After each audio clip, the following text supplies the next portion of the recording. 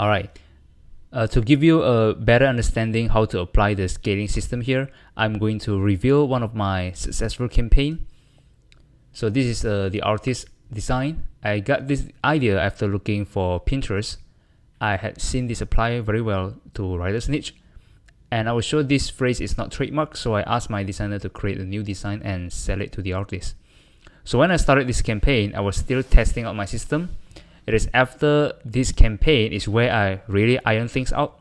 I chose this campaign as a case study because while it was a good campaign, which brought me a lot of sales, but I want to show you how we could have run it better by applying my scaling system. So this is the stats on my campaign, and these are the numbers I copied from Facebook ads report. I have the data from day 1 to day 3. So I'm gonna walk you through this report starting from day 1 as if I have just started the campaign, and then I will tell you why I made a decision at that time and what could have been done better. And I will also put a note here. Let's name it review note. What could have been done better? And in the process of reviewing, we will note down what we should have done to the campaign here. Alright, let's start with the campaign. When I started this campaign, I tested it with 14 interests at the same time. At that time, I have a bigger budget to test, around $100 for one campaign, and I want quicker results, so I started with 14 interests right off the bat. But now, I suggest it is better and safer to start with only 4 interests, because what if it turned out that people don't like your design? Then for 14 interests and with $5 interest each, you would have spent $70 for no sales. For $70, you could have tested like 3 designs or 3 niches, assuming we put $20 for each niche. Okay, let's write the note here. If we were to redo it, we better start with 4 interests only for testing, because it is safer. Alright, you don't want to risk too much for testing a design. You better spread your ads budget across different niches compared to putting all your eggs into one basket. Let's look at the day 1 result. As you can see, a lot of interests here have low CPE, and these 3 are higher. So you see, this is the benefit of single interest ad set, where you can separate performing ad sets from non-performing ones. There are 4 sales recorded by Facebook, but the real sales was 6. And the comments starting from the first day are great. A lot of people tagging their friends and saying wanting to buy it. So let's check the ROI. For $48 spent, I had 6 sales, which is equal to 60. So we write down money in is 48, money out 60, profit of $12, and the ROI is our profit divided by money in times 100%. We get 25%. Alright, so this campaign was in profit, and I was happy with the low CPE here, so I started scaling it. At that time, I put $10 to this low CPE ad set, and for this high CPE, I kept it at $5. Now look at the second day result. Look at how much I had spent here, and I had 27 sales according to Facebook. The real sales was 35. Which was equal to $350. Alright, let's calculate the ROI. Money in, $173. Money out, $350. So the profit is 176.94, and the ROI is 102%. My ROI increases compared to the previous day. It means that I was going to the right direction. So this is how I check my ROI on day-by-day basis to help me make decision. Alright, let's take a look at the decision I made at that time.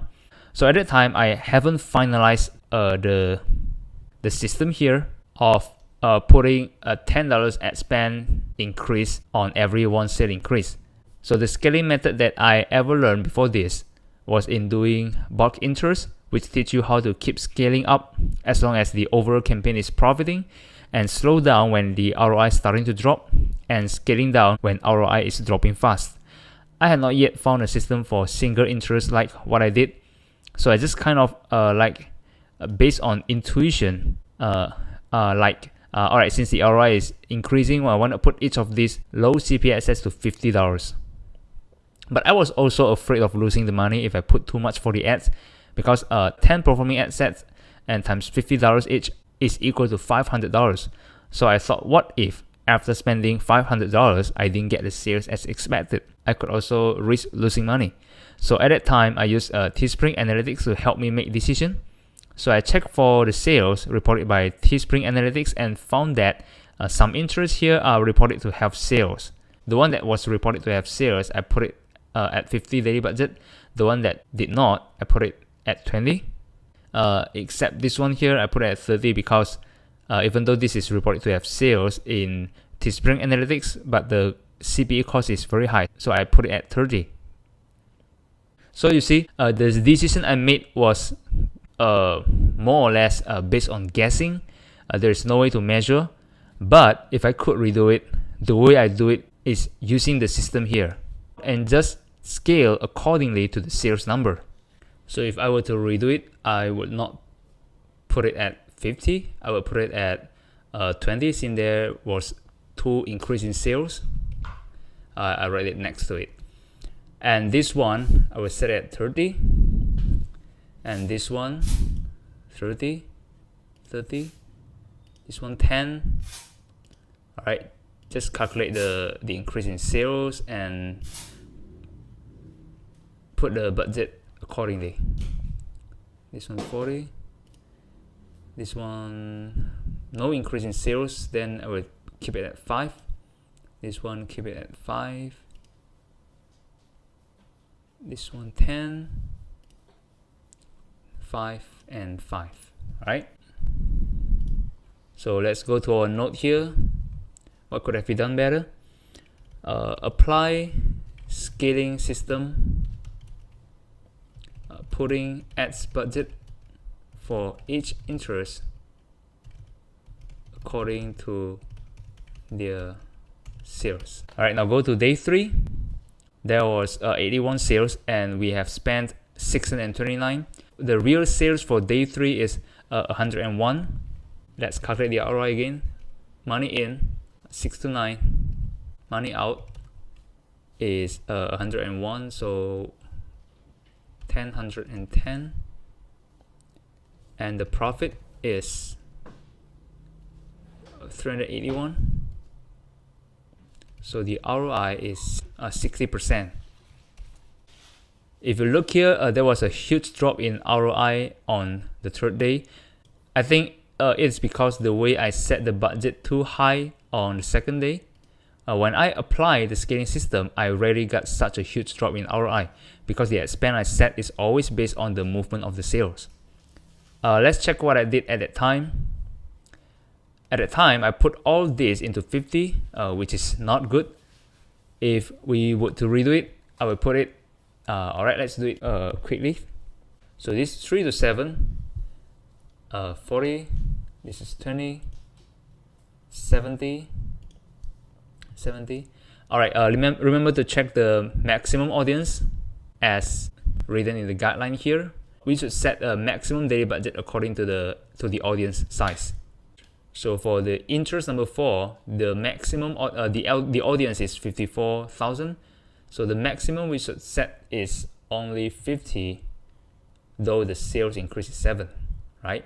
And for this one, 1 to 4 is 3 increase in sales, but this is 23,000, so we set it at 20. This one we set it at 20.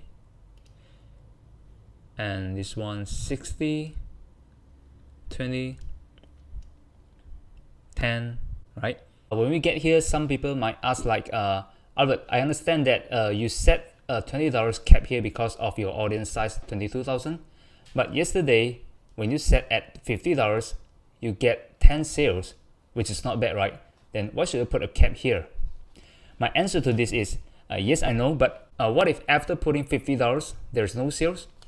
I know there's a possibility that we might get a huge jump in sales when we put high budget, but there is also another side of the coin.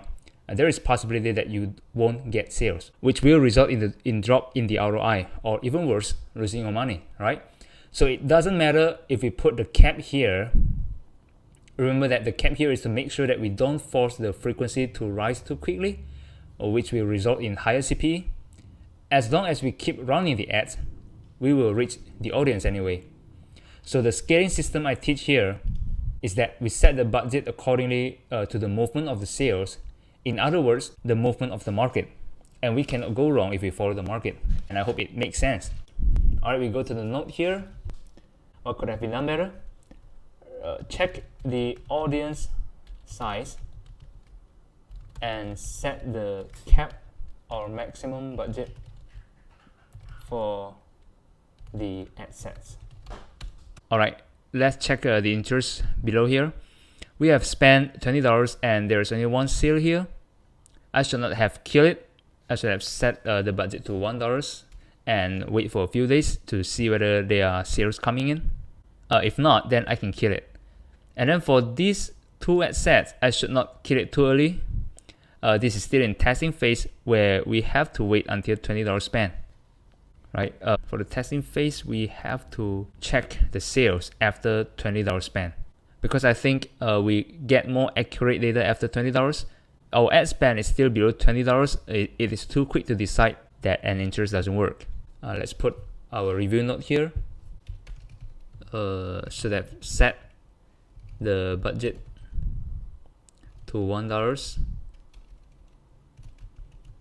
and wait for 2 days before killing an ad set, and should have tested an ad set until $20 spent